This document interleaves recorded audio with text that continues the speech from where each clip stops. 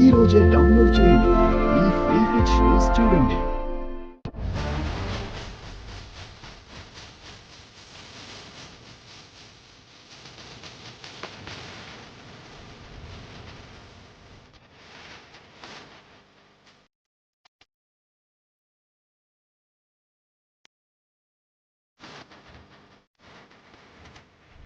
ఈ నగల్ని తలపై పెట్టుకుని ముందుగా మన కులదైవం అమ్మవారి చెట్టు దగ్గరికి వెళ్ళి చెట్టు చుట్టూ 3 ప్రదక్షిణలు చెయ్యాలి.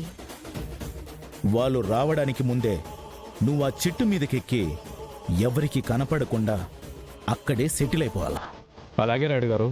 గ్రామదేవత గుడికి వెళ్ళి ఈ నగల్ని పూజారి గారికి అందజేయాలి. అలాగే అమ్మమ్మ.